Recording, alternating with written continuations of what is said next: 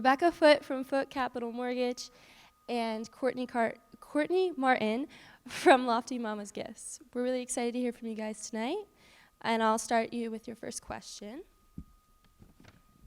Okay. Briefly tell us about your entrepreneurial journey. Where did it begin, and how did you get where you are? Starting. Who wants to go first, ladies? Okay, you go. All right. Welcome, everybody. My name is Chrissy Kressler, and I am born and raised in Shippensburg, Pennsylvania. And my entrepreneur journey started with my parents. When I was young, my father actually got sick, and my mom ended up working 3 jobs to keep a roof over our head. And one of those ended up being a business. And she started this business, and he kind of helped her at home. But I grew up with that and got to watch that, and really got to just see all the hard work and dedication that went into that. So as I grew, kind of was already in my heart. I am a 4th generation business owner on my mother's side. And so as I was 14, I kind of got into my family's salon business, just started working as a teenager, got into the beauty industry, and it kind of just went from there. But I will tell you, my first son that was born with Down syndrome, and he had a major heart defect. And I really had to, I was an employee at the time. I had to make a tough decision of kind of transitioning out of that and like, what am I going to do? What's my next step? And I just went back to my heart and soul and kind of thought through my life and decided that it was time to be an entrepreneur and go for it and start my own business again. So I've had business since my early 20s and really have just dedicated all of my time in between having business to my kiddos and raising them. We have 6, by the way. We're his, hers, and ours. So it's pretty exciting, but it's really kind of developed who I am today. So I wouldn't trade any of it for the world.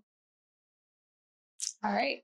I'm Rebecca Foote, and my husband and I own Foote Capital Mortgage in Carlisle. I was born and raised in Carlisle, went to Big Spring, Shippensburg alum, and we got married right after I graduated, and literally a week after marriage, we just started planning our business. I, like Chrissy, was born into entrepreneurship. My parents were a Harley Davidson and Triumph motorcycle dealer. So when I say I grew up in the dealership, I literally was there in a playpen, from birth. And I started working when I was 5 years old. It's all I ever known. So every day off school or summer vacation or Saturdays, you were there working. You didn't have the summer cartoons and all that fun stuff. But after we got married, my husband also grew up in an entrepreneurship family. So it was the only thing that we knew how to do. And at the time, we worked for a local bank. And when you work for a bank, you're limited to a pool of products. And that's what you had to sell. So we kept watching our commission go out the door because we are very honest and ethical. And if there's a better product out there for a consumer, we're saying them to our competition down the street. So after doing so much of that and watching your paycheck go down the street, we decided to start our own company. And that's what we did. And here we are 17 years later. We are now a full direct lender, which is very unheard of for a company our size. We have ability to underwrite and fund in-house every loan type that there is. So we do all that out of Carlisle. We're going first. I'll go next. I have a frog in my throat this evening, but as she said, I'm Courtney Martin. I guess as far back as I can remember when I was a little girl, I always had little visions of business, being a business owner, from creating restaurants and giving my parents menus and baking them meals, and they had to purchase everything, and to dreaming up a bakery out of my shed growing up. And we didn't quite get to that because God had other plans for my life. But anyway, so I've always had that vision of wanting to own my own business. My dad was a landscaper and he owned his own business. So it's been a part of my life, but I never really quite took root with my business until I think it was like a few years after our marriage. I had my second child, and I was at a very, very low point in my life. And I'm a go-getter. I'm a person who has to keep busy all the time. I like to dabble in so many different things. I just love it. It wasn't that being a mom wasn't fulfilling enough. I just am a person that's a little extra, just needs more. And anyway, so I was really at a depressed state of time in my life. And it was there that God whispered the idea for my business. I kid you not, because it was not anything. I didn't even really know what I was doing. I was just discouraged. And I had no idea how to make any of the things that I started making, but I started in my spare bedroom of a house that we rented. And from there, I had store hours and people would come shop in my spare bedroom, my house. I opened my house up and serve coffee and scones, and people would just make themselves at home in my house. And that's where the dream took off. And then, beat renting, we wanted a house of our own. And so in the middle of COVID, a house came on the market that had a store attached to it. And it was only, when I say only God could do the things that he's done for me, it's literally that, because a house that had a store attached to it. So now I have my dream that I never thought would come true. I don't have to leave my children. My children are literally our house, our store, and then the coffee shop upstairs. And it's amazing to see if you just let your life in the hands of God, what he can do. But that's where I'm at now. And it's still crazy to me to think that you don't ever have to be worried about dreaming, because God hears those dreams and he wants to fulfill them. I want those coffee and scones. I want those. All right, Dr. Watts, you were in corporate America for your career before you became a professor here at SHIP. Tell us about how you got started in your corporate career, and I know you and I have traded stories many times. You have a few. Yeah. So unlike these ladies that came from entrepreneurial backgrounds, my family business was education. Bunch of teachers, and I had absolutely zero interest in teaching. I thought too much work, not enough money, and I wanted to make money. So I majored in accounting. I went to business. I got a nice corporate job out of there. I traveled a lot. I had the opportunity to move and live overseas, work and live overseas for 3 years. I lived in Japan and Singapore before I returned. And then I shocked everybody in my corporate career by ditching it to go back to school and become a professor and teach. The one job I said I would never do. So I took a few strange turns in there. I always was about the money, but I was never quite brave enough to go out on my own and start a business. Lucky, let's go into that, because we've traded stories about, both of us traveled internationally a lot. Now, tell us a few of your stories. You lived in Japan and you lived in Singapore, I believe. Tell us a little bit about those and about what was it like being a corporate person living internationally? So it was kind of interesting how I got overseas. I had, when I was, this is actually going to sound strange to my students that are sitting here. When I was working in corporate, it was strongly recommended that I go back and get a master's degree. I had zero interest in that. Once I was done with undergrad, I was done. That was it. I was never going back to school again. Do not listen to that. Go back to school.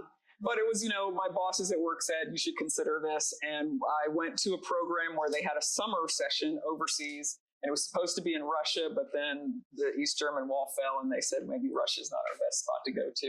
And they did it in Japan. I was okay with that, but the reason I liked it was the ability to get 3 classes done in the summer. So I traveled overseas for several weeks. When I came back, the company I worked for had an operation in Japan. And because I had studied over there, they were like, she'll go, she knows what the deal is over there. So it was good. Very different culturally, very different role of women in business over there. Almost always in a support capacity. There weren't really women in management then. There probably are now. This was a while ago. Perhaps one of the strangest things for me was coming back when I came back for that. In Japan, it's very customary. Men go through doors first and into elevators first, and women hold the door for them. So when I came home, I was used to this. I've been doing it for years, and that was the hardest thing for me to break. I always would wait for men to go in the elevator, men to go through the door. That's just how it's done. Any other stories you want to hear? I'm sure they'll come up. Each of the entrepreneurs have, you touched on this a bit, but what keeps you motivated today to, being an entrepreneur? There's ups and downs. I was an entrepreneur. I owned 2 businesses before I, came back to teach here. And a lot of times there are a lot of problems, and you've got to fight through it because it's just you, and there's not a lot of people that you can rely on sometimes. But what keeps you motivated? Is it the freedom? Is it the control? Is it a combination of those things? I mean, for myself, I'll tell you, it's to be able to decide my worth and not let somebody else decide my worth. And I think that came out of, once again, having my first son have a lot of special needs and needing to provide that for my family, and knowing that I was going to do whatever it took to make those things happen. But mind you, I had to remember that, yes, I'm a self-employed business owner, but if I step out of that comfort zone just a little bit, I'm going to be able to find other people and leverage them and start to get to know other people and lean on them so that I could continue to grow in my journey. Also, I will tell you at the end of the day, like I am 100%, Courtney knows this, all about positivity and mindset work. And you really have to start putting a lot of good things in to keep you in that kind of part. So it doesn't want to drag you down and you feel like you're alone and I can't do this anymore. You have to just constantly be in those places and in those spaces. So, for me, it's always knowing that I can decide my worth. I can make those choices. I can independently work on my own mindset and always be a problem solver. Always. She's hard to follow. So there's a book from Simon Sinek called Finding Your Why. So it's definitely something I would tell you all to read because you need to know why you're doing what you're doing. I have a business that I would probably say it's one of the only businesses out there where you can go from making over $1 million one year to being negative the next, and it will flip like that. And we had 2.5 years of really, really good mortgage volume in the U.S. When rates are at 2 and 3%, everybody's buying, everybody's refinancing, and now rates are closer to 8. And we have already lost over half of our industry in the past 18 months, and we are expected to lose another 10% before the end of the year. So for me right now, it is all about mindset. It's about finding your tribe. Mm-hmm. And I have my tribe. And I will tell you, my tribe is across the United States. They are not here in central Pennsylvania, most of them, because I need people that are in my industry that believe what I believe. And it's about doing what's required to get what you desire. So you have to keep pushing yourself. You have to keep the mindset straight. And for me, I'm always educating myself so I can keep doing that because my industry was known years ago, before when you were all young, for not being so ethical. And I really, really want to make sure my clients are educated. And in order for me to do that, I have to keep up on what's going on. Well, I don't know how to best describe this, but what helps me is kind of what both of them touched on is finding your tribe of people that have your back 110%, which I have been very blessed by having those people. My husband's my biggest supporter. And also, this is going to sound strange, the other thing that really helps too is other small businesses, owners being there for you, because even though we might be in different industries, we all have the same struggles. It's a hard world out there when you're faced against the corporate big things and you're going up against them. So like Christy, is the only one that I know personally on here, and she's been a big encouragement to me on the days that I'm just like, oh, I'm struggling. And she's like, I've been there. And so encouraging and uplifting each other in our entrepreneuring journey is a huge thing. But that's what I'd have to say. Yeah, absolutely. Dr. Watts, how do you stay motivated? I had a good corporate career. I didn't leave it because I hated it. I left it because I thought I could do something different and perhaps something better. There were points at work where I felt like if I dropped dead tomorrow, like what difference would it make? I think I went into education a little bit naive, thinking, oh, I'm going to mold young minds. I wouldn't say that exactly, but you do help some students sort of find their way. I learn from them. That's what makes it fun, is coming in here every day and dealing with students. It is fun. It is fun. For our entrepreneurs, how did you obtain the faith to launch your first startup and jump in the water? We call it I call it jumping in the water. There's a Chinese saying and about entrepreneurship, and the words are xing zhao, and it's like literally jumping in the water. And so, how did you jump in the water? How did I first jump in the water? Starting in my spare bedroom. That was small, on a small scale, just a very chill scale. Jumping in the water for me, like when my business really became like a reality, like a legit, I'm a certified storefront person selling things. that for me, I don't know. It was trying to take out my first loan, big major loan, to like renovate the upstairs coffee shop and get the downstairs ready, but preserve the history of the store and everything. That was, I don't know, it was a lot. So it was just like, but again, you guys might think I'm crazy, but I promise I'm not crazy. But at the end of the day, all I can say is from the very beginning that I have not really had to try in my business to be successful. God, no, it sounds crazy, but God has opened doors and I just walk through them, and I really don't, I obviously have to apply myself every day, but I don't have to go out there and just like find it. It's just, it's like you follow God and the people come, and I don't know how to explain it, but it's just kind of all the way up to there. And so when it came to the big scary part, I wasn't scared because I knew so strongly this is where God wanted me to be and what he wanted me to do in my business that it's going to sound really silly, but I didn't really worry too much about it, and everything has fallen into place. There's been hiccups. Yes, business has lots of hiccups, and it's not just because I'm all about God doesn't mean I don't know any hardship in my life. Trust me, I do. But what I'm saying is that was what helped make me not afraid to jump into the water.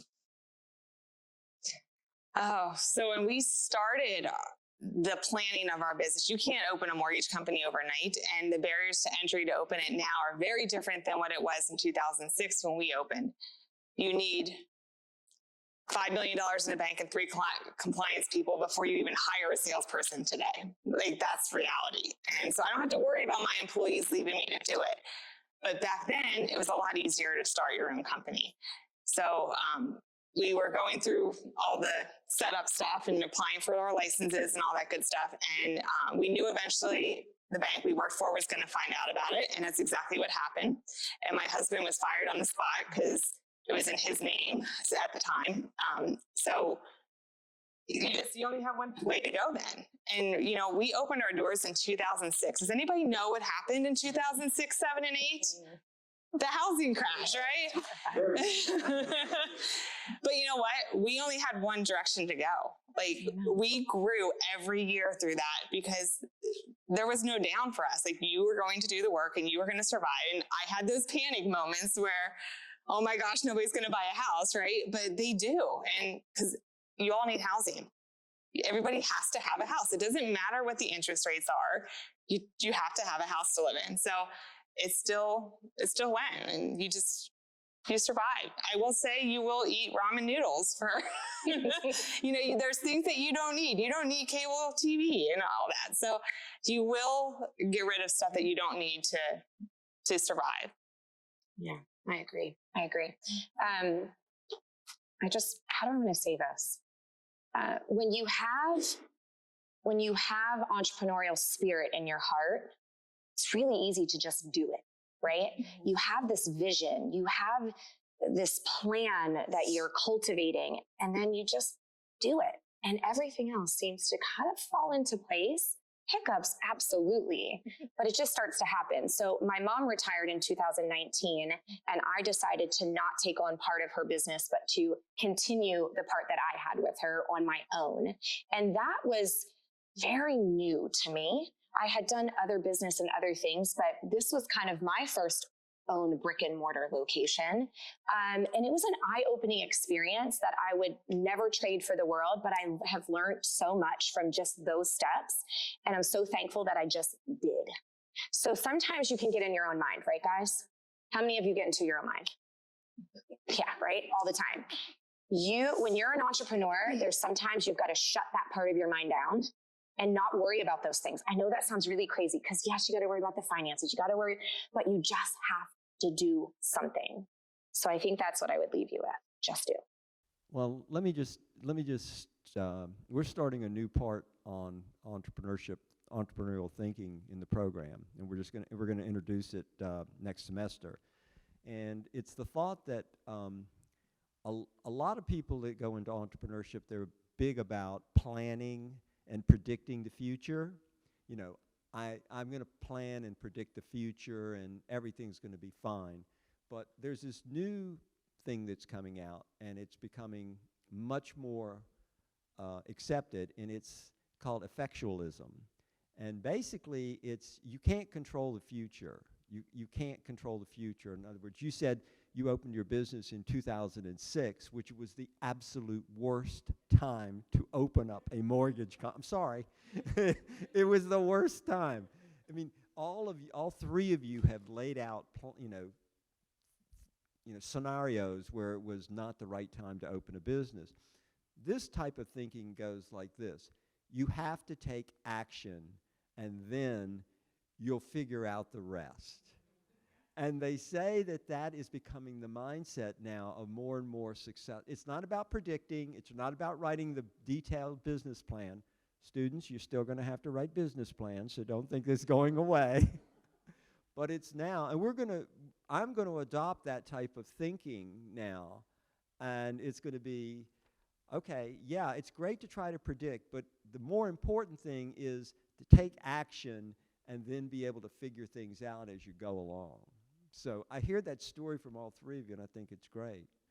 Dr. Watts, what made you jump out of the corporate world? I had like two jumps, really. I jumped out of there, and then I jumped overseas, which a lot of people at the time, I can relate to the effectualism. I mean, my move overseas was not quick. I actually was going back and forth for about a year before I moved there. So I had some idea of what I was getting into. But most people thought I was nuts. It's like, you're moving to a foreign country, and you don't have to. And a lot of people said I was brave. I was like, no, I'm not brave. I moved to Japan. It's a developed country. It's a safe country. That wasn't bravery at all. But it was different. And I moved there on my own. But it was a great experience. I had a lot of fun. I learned a lot business-wise. What made me leave, as I said, was I kept thinking that I could do something better for the world. I know that sounds sort of grandiose, but, and then I think also, remember, I had all these educators. My mom taught, my sister taught, my great aunt who actually went here taught, had uncles that taught. So I came from all these teachers, and everybody would say, don't you want to teach? No, never. I was never going to do that. But I think somewhere along the way, I could see that teaching does give something back. It sets people up for whatever it is in their life that they want to do successfully. So, so the jump overseas was very exciting. I learned a lot, and then the jump to academics just made sense. It was kind of finally like I went back to the family business that I was never going to do. That's exactly what I did. When I sold my last business, I looked around and I said, I don't know what I'm going to do. And I thought I'd come here and it would take me like a year to set up the entrepreneurship program. It took a long, because you're dealing with administrators. Let's just leave it at that. We tend to go at entrepreneurs go at a very fast clip. We want to get through everything, and it didn't happen quite that quickly. Okay, go ahead. All right. What's the greatest opportunity you passed on, and do you have any regrets? Want me to go? Sure. Okay. So we have stayed a small business. It's my husband and I have 3 other loan officers, and we've had opportunities to sell, and we've chosen not to. We wanted to stay independent because we feel like it's the best thing for our clients. That has served us well, but there's also benefits in growing, right? There's benefits in hiring more people, because right now it's all on my shoulders. When the market's slow like this, it's on my shoulders to make payroll, not anybody else's. So my regret is not growing bigger faster, but I also am glad the way we did it, because you can also grow too fast as well. But we've already made plans. We've already picked up our Maryland license, and we're going up and down the East Coast, and eventually we'll go national. So we do have the plans in place, but sometimes you just need to do it. Like, we got Maryland's license without a loan officer there. It's me. But we'll hire. Like, that's the way it works. We'll figure it out. You want to go, girl? Sure, I can. I don't know if don't think I can actually say that I've passed up a bigger opportunity than what I've done, because I've reached to my dream and beyond. And so I don't have like any regrets on that. But like kind of what she said, it is hard when your business isn't taking in, like, you see other people when you fall in that comparison wagon there, and your business isn't bringing in as much money, but you have all these people, your tribe that my girls that work for me that and trying to make payroll sometimes when the months get hard and stuff. I mean, that makes it hard. But when you have, it's okay to stay small sometimes, because it keeps you in perspective because I don't want to be huge. People have asked me, do you want to grow? And I'm like, no, I don't want to grow. I don't want to open a second building. I don't want to do any of that. You want to do that. Huh? You do. I actually don't want to do that. That's I'm stressed out enough. No, thank you. And I think that comes with timing in life. Yeah, right and now your my journey. season, I have Correct, your season 3 is- children and stuff, and Right. they're little still, and I'm expecting no one. So, Oh, wow. congratulations. Well, it's on video now. I would say one of my biggest regrets is, okay, here's another mindset one. Allowing other people to get into my head. Good one. Anybody relate? Yeah. And what it did was took the path that I knew I should be on and it delayed it. Now, mind you, I would also say God had a plan because I have a blended family. We have 6 children. There's a lot going on. And I know that the timing was right when I was able to finally go out on my own. But I regret listening to the naysayers instead of telling those naysayers that they have no place in my mind and they have no place in my life, because I'll tell you my question at the end. I can't tell you my good saying yet. Melanie. But I would say my biggest regret is allowing those people into my head and not taking and taking it too seriously, I guess, and allowing them to kind of manipulate what I was doing. Because what did they have to do with my business? Nothing at all. Guess what I started doing more then when it started to affect me? Started listening to more audibles, started reading more books. I started going to places where other business women were so I could start to get out of that. And that's really what I think allowed me when my mom said, hey, I don't want this anymore. I'm retiring. You want it? I'm like, I'll take not that part, but I'm taking this and I'm rolling with it. Yes, I do. And it was the difference maker. So I regret not doing that sooner. What about you, Allison? You got any regrets about your corporate career? No regrets about it per se. I'm kind of mirror some of the things you said. There was a point where I got a promotion that I didn't think I was ready for, but other people thought I was. And I think it got into my head. It's like, are you sure you're ready for this? This might be a little too soon for you. And I mean, it worked out. It turned out fine. But probably if I could have been a little more relaxed about it, I wouldn't have felt as anxious. But I never let that show. You let nothing show. I can't read you at all. I mean, it's like poker face. I mean, people invite me to poker games because they know my face is going to show on what my cards are. I'm the biggest loser at poker because my face just lights up. Yours, it doesn't. But maybe I should stop. Okay, what is your biggest success and your biggest failure?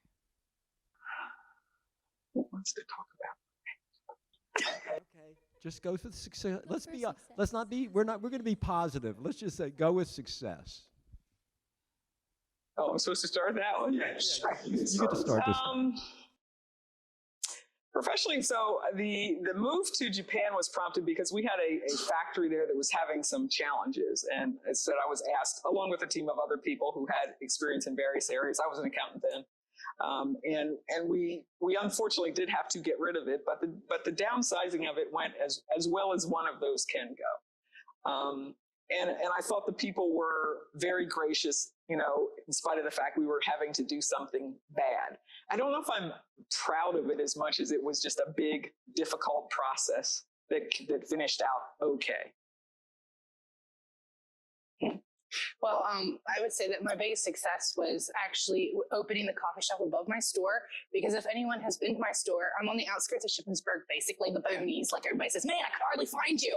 So I'm out there, but it's worth the trip out there. But before we had, because it was a 150-year-old building, we had no bathroom in there. We had no reason for people to stay a longer length of time. And so when we incorporated the coffee shop and making that huge, kind of leap of faith because of where we're at, where we're located, we're not in town. It created a space where we actually have a bathroom now and people can stay and visit and chat and then go downstairs and shop and then leave. And so that for us was, I say us because I include my husband because he is my lender, money-wise. But I guess my biggest failure would be I am a, control freak. I have to do everything myself. I made up all my recipes for my products in my store, and I just have to do everything all the time. And I finally got to a point where I realized I cannot do everything all the time, and I'm opening a coffee shop and I can't be in 2 places at one time. And so my biggest failure actually ran myself thin. And then there was nothing left for me to be a mom and a wife anymore, was not hiring help sooner, because I was worried about showing people my secret recipes and having someone see that. And I know it sounds crazy, and sharing the load that I thought I needed to do because I needed to prove something because I own this business and I can do it myself. But it takes a tribe of people to help you run your business, because you're just going to burn out. And that's what I did. So I wished I would have got sooner. An A-team? Oh, yeah. I've got that right now. So I'd like to ask all of you, what do you think the entrepreneurship climate is right now? What does it look like if you're a budding entrepreneur? And then Dr. Watts, what do you think the business climate is today for people getting out in the corporate world? So let us know what the future looks like right now. I think it depends on the people you surround yourself with, because it can look on one side like a dog-eat-dog world. There are people out there that don't want to associate with you, especially if they have similar businesses as you. They don't want to talk to you about anything, so you can't go to someone and say, hey, I ran into this problem. Can you help me? They're just like, no, this is my stuff and this is yours. And you have small business people, which is very sad, that are like that. And then you have other ones. It's not about you guys doing the same thing. It's about helping each other through things, because that's why you have the knowledge of somebody else that's gone before you, that maybe has been in business a little bit longer. Because my husband does power washing and he's best friends with a power washer. And I was like, how does that work? He's like, well, females are a lot more like, I can't believe so-and-so did that. And he's like, men are a lot more less chill. Maybe that's a terrible label, but it is sort of true. We're a little bit more dramatic than men. But Dana's like, it's not about us both having the same business. It's about us helping each other grow in our businesses and being respectful of that. It's not like you're going to learn secrets from that person and then use them, and not like that. So it's just, I think it just depends on who you surround yourself with in the small business world. But absolutely find people who believe in you and small business owners that are willing to share, and they'll help you grow. Absolutely. Yeah, I think it also depends on what the small business is.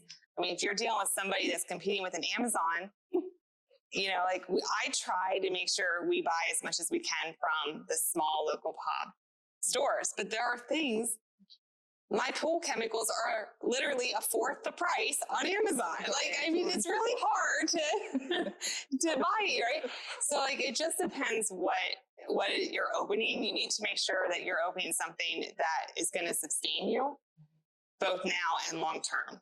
And I would also tell you that I think part of it's harder because the marketing today compared to 20 years ago is very different. And the fact that you guys do all the social media stuff now, and it takes a lot of time. So you need to make sure you have the help around you, and don't be afraid to hire, both at your job and at your house. I don't do my own laundry. I don't change my sheets on my bed. I don't mow my grass. It's okay to hire people to do that stuff. My time is better spent working than doing that stuff. It's okay. Yeah, absolutely. I would say that what does it look like now versus 20 years ago? Well, a lot different. Social media has changed a lot for a lot of business owners. Now, also, I'm not just a business owner, so you guys know, I'm also Shippensburg Downtown Coordinator. So I work with small business owners day in and day out to help them do great things and do collaboration to help each other, and then to bring them in and keep them so they don't want to leave, right? So that they have that retention. But what I see now happening is there's two ways to look at this. One is that it makes it easier now to be an entrepreneur because you have all this accessibility to all the social media and all these platforms, more people, more eyes. That's why the influencers are so big right now, right? They just go on there, get a lot of followers, pop their stuff up. People are buying this, they get paid, their affiliate programs all the time. But then you look at the strategies that happened 20 years ago and the way we had to market ourselves to be seen is completely different. But I will tell you, do not forget about, if you haven't learned about those because of your age, learn about them, because word of mouth, referrals, all of those are the solid foundation of your business. I actually took a training the other day in my one industry, And she talked about how everybody thinks that social media is the only way that you can get your business going. But when you look at the numbers of the ones that are focusing on that social media day in and day out and all the time that it takes to make that stuff, their numbers are lower than the girls in our industry that are out there working in their network, working with their local business owners, doing collaborations with each other in their neighborhoods. That's huge. So even though social media looks amazing right now, you still got to focus on that solid foundation. And then I think you'll be good. Then start to add just social media and start to do those little tweaks. But you cannot forget about that foundation. Yeah, it's you know, I did my first, I'm aging myself here. I did my first marketing research project when I was 17. I had to interview people in Virginia Beach on the beach. I was a student and a professor took pity on me. And so I had to go on the beach and ask people where they were staying and where they came from, because the city of Virginia Beach wanted to be able to market to certain cities. And it was very directed. You know, if they found everybody was coming from Pennsylvania, say Philadelphia, they would put all their advertisements for, you know, Virginia is for lovers or Virginia Beach is the beach to go to. And I was doing that at 17, you know, interviewing people, where are you staying, how much time are you taking. Today, they would never do anything like that. And they wouldn't be able to direct the advertising, you know, as quickly. But I got to see all of that stuff, and it's just it's just incredible how much advertising and promotion has changed over the last 50 years. I mean, nobody does surveys, and they certainly don't do them face-to-face on the beach. It was great, though. I loved it. That was good. That's the best job I ever had. I wish I could go back, but I've got skin cancer coming on, so I don't think so. So what about the business climate? Well, the business field, I think you still have to be, the concepts that come from entrepreneurship can be applied in large businesses too. You've got to be creative. You've got to be innovative.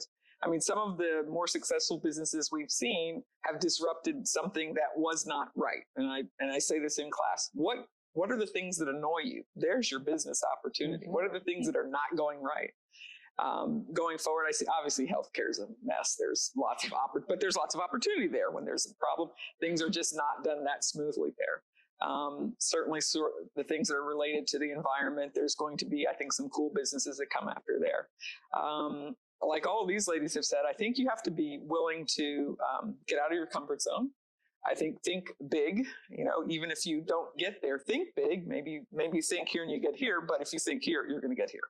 So I think you need to think bigger.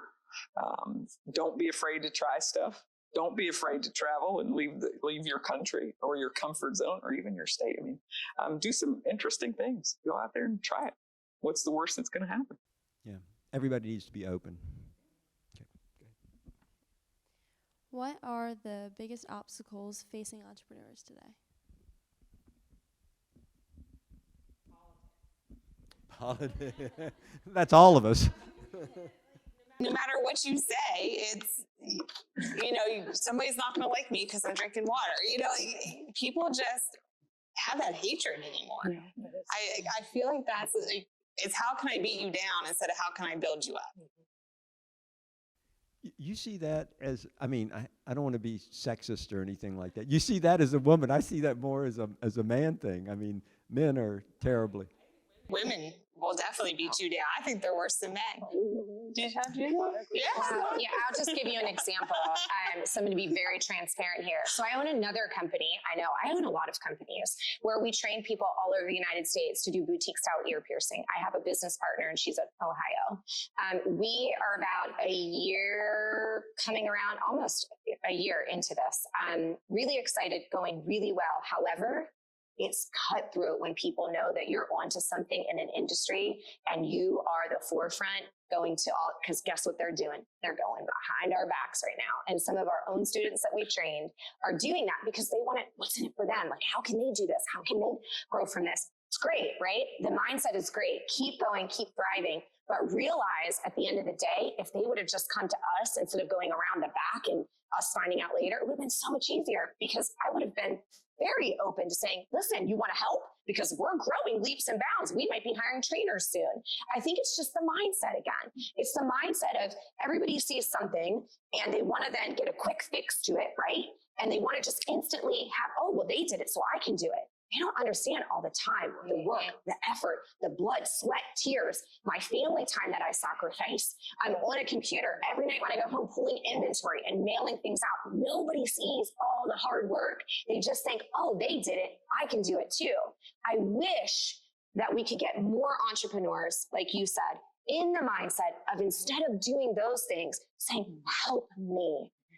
Help teach me. What resources do I need to have? I'd like to do this too. How can you support me while I'm going through this journey? It just makes things a lot easier. But we don't live in a perfect world either, right? Do we?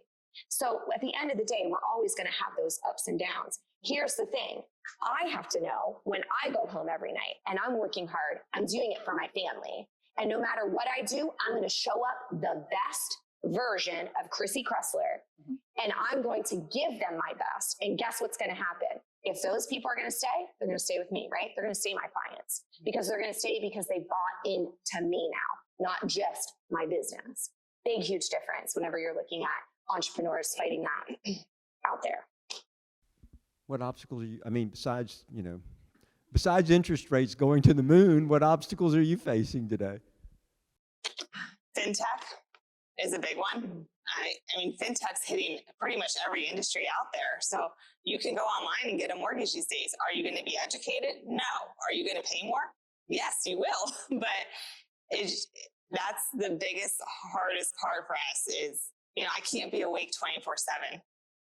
So, I mean, you can apply online with me. Absolutely. You can do everything online with me that you can do with fintech companies, but it's just making sure people understand that what they're getting. So fintech's a big issue. You probably don't have fintech issue.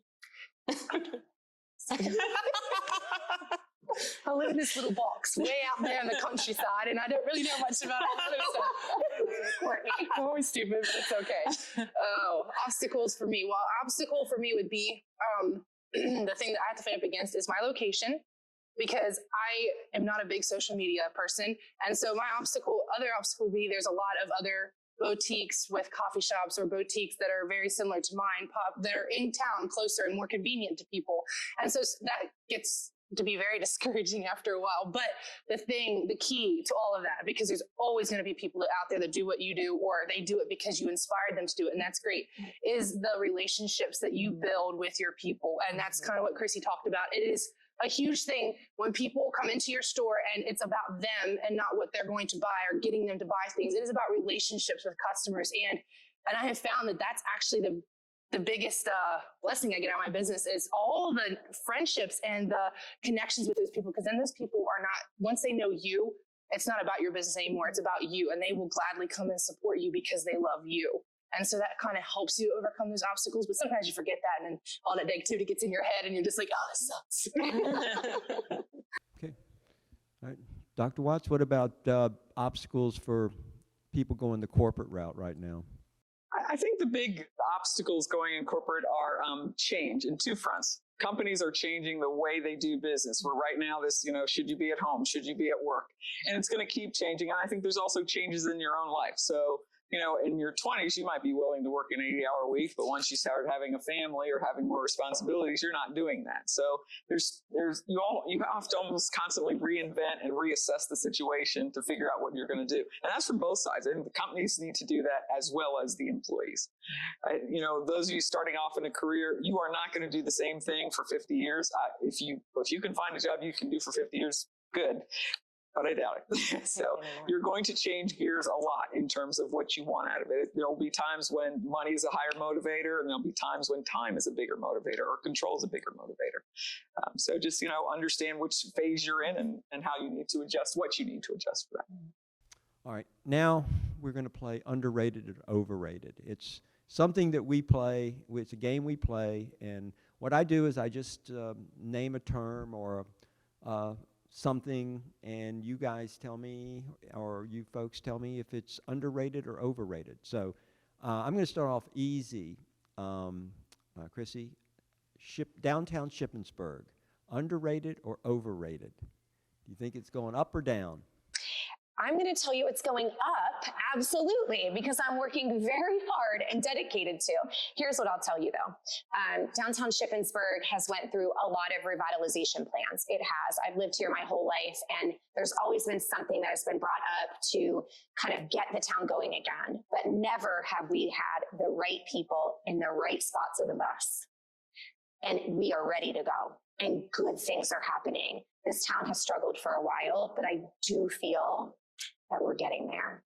That's good news. When I first moved here 22 years ago, downtown was bustling. It was bustling big time. And then, you know what the first dagger was, don't you? Walmart. Walmart was the first dagger, and then Lowe's was the second dagger. And now, what do you think? I'm interested how you feel as a person who does entrepreneurship in Shippensburg. What do you think the Park Casino is doing? Is that plus or minus? Underrated or overrated for? I think it's actually a plus. So hear me out on this. It's bringing in people to the area that otherwise weren't here. Now, this is the only issue. How do we get them downtown? That's what we're working on. How do we make sure? I have great connections. We've been working really well with parks to be able to tell them everything that's going on, all of our events, our market that these lovely ladies up front are a part of, just to let them know. So I do think that it's going to bring more into the town with people. However, revenue-wise, it's generating good revenue for being here, which is what we needed. So we have to look at it that way too. It's not always about those big box stores. Those big box stores, like you said, you can't get everything local. There are sometimes you have to shop at these places, or I'll be honest, with parks, they have a great restaurant. If you haven't been there, go. We needed that in Shippensburg. It's because we're lacking in the upper, higher class dining, nice dining. So I would say that it's a good thing that they're here, personally. I think it's going to add more to our town. What about mortgages right now? Underrated or overrated? We all need a mortgage. It's more, we are 5.5 million households behind in the United States. We need 5.5 million houses just to hit demand. That's not keeping up with demand then. So right now, housing has slowed down because interest rates have gone up. Home prices are still going up because there's still the demand there. So people are telling me, oh, I'm waiting for rates to come down. Well, how's that work for you the past 18 months? Because all they've done is gone up. But now you can actually buy a house. You can get it under contract, probably not even competing with other people to buy that house. You might even be able to get the seller to help pay some of your closing costs. And then you know what? In a year, 2 years, whenever rates drop, you can refinance it. You're better off doing that now than waiting 2, 3, 4 years, because the price of homes is going to keep going up. And once interest rates drop, everybody's on the sidelines. They're back in the game, and now you're competing again. So you're much better off doing it now. So keep doing it. What about retailing? Is retailing underrated or overrated? Face-to-face retailing. Well, no, that's underrated, because I feel like we should have more face to face, because it's all about technology and being on our phones and stuff, and there's a lot less personal connection. I think that makes a big difference. But I don't know, the retail. I don't know. It just depends on what people are shopping for and stuff, and what's available. But also, it's just kind of like she said, interest rates are going up, and people seem to have less money, and so it's a little bit harder. So I really appreciate my customers that make those sacrifices, because small businesses are going to be a little bit more expensive because of just how we have to run things in order to survive ourselves. And if you can go to Walmart and get it cheap, that's what people are going to do. And so that makes it kind of hard when it comes to the retail selling of that, is competing with people that are going to be cheaper, because they can. They're huge. They're the big guys. Right. It's that connection. What about Ship Business School? Oh, it's fabulous. Actually, I have a great deal of faith in students, honestly, and young people for the future. I almost have to, because if I didn't, there's like, what would be the point of going forward? I think the school is going in the right direction generally, as long as, enrollment stays up and the quality of enrollment stays up. I think it's going in the right direction. There's going to be a lot of change, though. I think the whole online thing, I mean, for a long time as faculty, we resisted that. You can't get a good online education. Well, you can, but it's got to be done the right way. There are some people who are very good at it and some people who are not. But the reality is it's happening. So, for us to ignore it would be ignored at your own peril, because they will go to a school that has online education. So I'm optimistic for the future. In 15, 20 years, I probably won't be here. In 15, I will be on Earth, but I won't be here. 15 or 20 years, I hope I will be anyway. But I'm optimistic. Yeah. We have to be optimistic. Yeah. I can't be We pessimistic. can't be That would just pessimistic be. on this one. We Yeah. have to be optimistic. Yeah. They have good ideas. What is the best advice for budding entrepreneurs? Who wants to go? Don't be afraid to go after your dream. I think the biggest holdback is the fear of starting something. And I just for anyone that is wanting to start a business or planning it, just do it, because you'll regret it later if you don't do it. Or I don't know how to explain it, but yeah, if you're dreaming a dream and this is what your heart wants to do, then just do it, because, and especially if God's with it, you're going to be very successful in it. Be authentic to who you are. And if you're going to doubt something, doubt your limits, because you can do so much more than you think you can. Just get your tribe, stay true to who you are, and you can do it. I love it. One of the things that I teach in my Glow Up program is other people's opinions do not pay your bills. There it is, right? Other people's opinions do not pay your bills. Who cares what they say? It doesn't matter, because at the end of the day, are they writing your mortgage check? No, they're not. So don't sweat it. Don't listen to them. Don't listen to the naysayers. Keep a positive mindset. Keep what I would say is doing daily habits every day for your mindset, because without that, it can't take you in the direction you want to go. You have all of these great things you're working towards. If you're a business owner or you're getting ready to start a business, you have to remember that your mindset is key.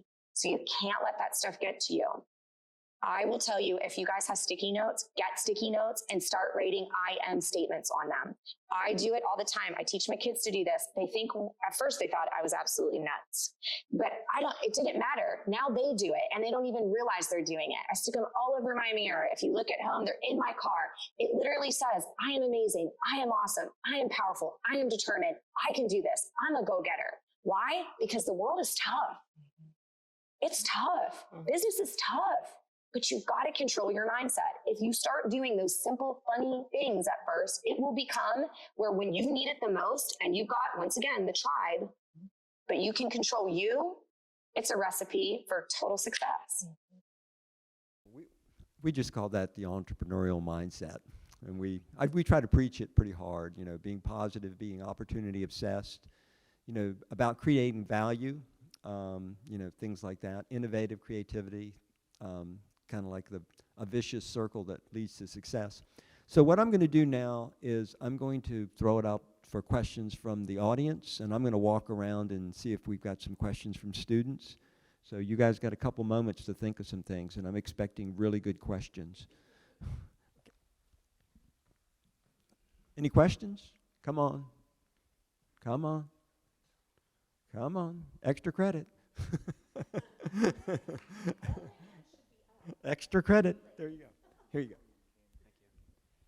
All right. So I know we see on the news, and with me, a couple of people being the supply chain major, we see that this area has been getting a lot of warehouse jobs, and it's awesome bringing jobs in and all that. But at the same time, it does dig into the identity of this area, turning it from a farming town more rural into a more industrialized, and building these gigantic, heavily polluting warehouses. Do you see a big benefit from all this money being brought in terms of like wages and all that? Well, I think there's two ways that can go. I think that you're right. The farming town is kind of true to my heart because I'm born and raised here, right? Seeing the warehouses come in is hard, but also realizing what opportunity it's bringing to the people and the jobs, I do think is a benefit. However, I do think it's very important that we limit what we're doing, and actually we're going to have to. I sit in a lot of like municipal meetings and understanding things. And the more I get to hear, the more we realize that, yes, they're here, but we also need to make sure that we don't overload, because we also have a school district that is already busting at the seams, right? Those are other things that you got to think about. It's not just like the workers and where they're going to come from and then where are they going to live? That's another thing. Housing's a huge issue here. We don't have enough places for people to live. So it's a great question. We're hoping that everybody starts working together as these places want to come in, and it starts to hone in on this. Okay, let's have a long-term, this is where long-term planning is good, a long-term plan for Shippensburg as a whole. Yeah, we've got there's a lot of pluses and a lot of minuses. Like I heard about a farmer recently who had like I don't know how many acres it was. It was like maybe 210 acres, and they offered him 15 million, or maybe it was 40 million. I don't know. It was a good sum of money, and he wanted to sell, but they couldn't get the zoning for it, and so he was locked in. But it was like I think it was 240 acre farm, and he couldn't sell because they couldn't get the zoning. And the reason they couldn't get the zoning was because there was no way the roads could handle the amount of traffic coming in and out of that place. Because it was going to be another warehouse, and they didn't have the infrastructure. And to pay for all that infrastructure, it would be, exorbitant. It was like millions and millions of dollars that we as taxpayers would have to pay to get all that infrastructure in. So there's a lot of good things, a lot of workers and things like that. But the other thing you have to remember too is the jobs that it's bringing in. It's bringing in a lot of blue collar jobs. So yes, you're going to have some managers that make decent salaries, but you're also going to have people that are making, I kid you not, $15 an hour, and they're trying to support a family on that. And that's hard to do with today's inflation. okay, I think what we're going to do now is we're going to hand out some gifts and some thank yous. First of all, thank all of you for coming and everything. And now we want to thank our panel. Thank you. So I tell you what, why don't you, I don't know what all these are. What are all these? We have donations from Courtney and Chrissy's small businesses. Okay, these are donations and everything for you guys. Who are they for? They're door prizes. You got it? I got this handle. Okay. Okay. What I'm going to do now is I'm going to give out some sweatshirts, some entrepreneur sweatshirts, which are kind of like,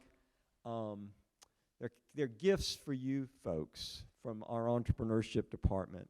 And I probably have wrong sizes, and you can definitely trade them in and everything for other sizes. But sell them on Amazon. They say entrepreneur, on the back. There you go. There you go, ladies. It says entrepreneur on the back, and they're from the College of Business in the front. And we can get more. You can have your collection, and you folks can. I can get bigger sizes. Okay. I can get bigger sizes. So what do we need to do next? This is for Rebecca. Okay. Chrissy. There you go. There's something else. Thank you. And who else? Morgan. There we go. And there we go. So we've given all the gifts that we can give legally. And so now you're going to do the door prizes, okay? Okay, our first door prize goes to Ashlyn. Ashlyn here. All the way in the back. I'll walk to you. We'll meet each other in the middle. Okay. Here you go. What? I've been sitting too long. We want to see our people. Go ahead. Okay. All right. Jackson. There's the last name. McGuire? That's. Yeah? I know. Here. There you go.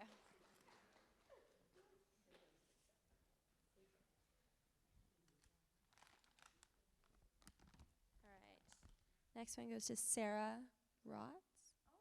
Yes. Perfect.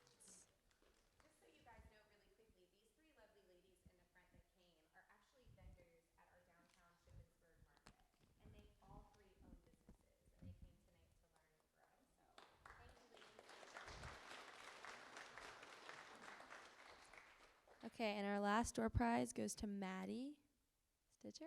Yeah. Okay. Sorry. Yeah, you're welcome. Okay, that's it. Is that it?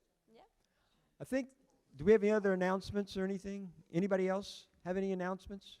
Yeah, just Any thank you for coming. entrepreneurship major things? Okay, go ahead. Thank you everyone for coming. And you can grab some food on your way out if you'd like. Thank you, ladies. It was wonderful. You did a great job. It was